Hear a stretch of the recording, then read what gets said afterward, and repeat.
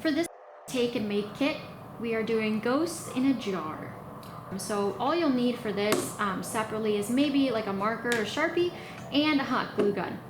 So the kit does provide a whole mason jar.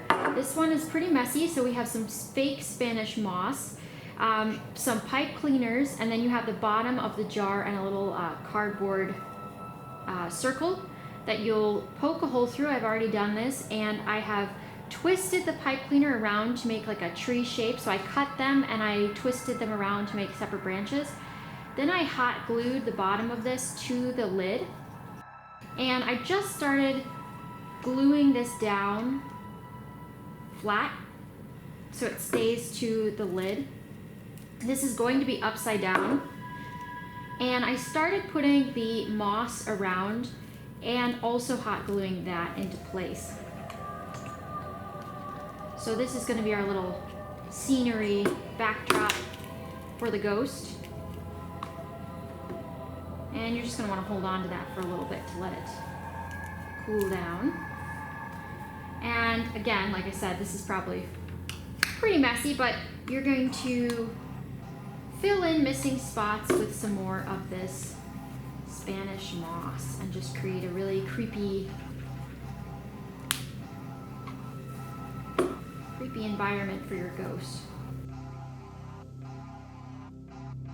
Some of the kits do include some creepy stickers as well. This one, I left out the stickers. So once that's all stuck together, you're going to want to create your little ghost. So inside the kit, you'll have this styrofoam ball and a piece of just muslin, and you're going to wrap the muslin over top. I've already super glued his head on because it would take a little while to dry. And then I took my Sharpie and I gave him some eyeballs. You could of course add a whole face if you want, but I felt like eyeballs was enough to make it a ghost. And then what you're going to want to do is stick the styrofoam onto one of the branches, I think, so that it looks like he's perched on one of the branches. You could either do the longer one, or I think I might go with this higher one.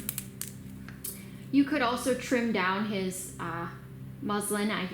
I cut little pieces out of it, but I think this is where I want him. So once you're done putting your ghost into his proper place, you're then going to put him inside the jar along with your little green scenery here. And you can also try and add some more into the mix. You're going to put the lid on, and this is the trickiest part because you want to make sure that the moss is not in the way of closing the jar, because that's the last step here. So it'll take some finagling, but you'll get it in eventually. Alright, and even if some of it, you could either pull it out or whatever, the rest of it's sticking out. And then you want to put the lid on, so it's just a regular mason jar lid, so you just twist it on.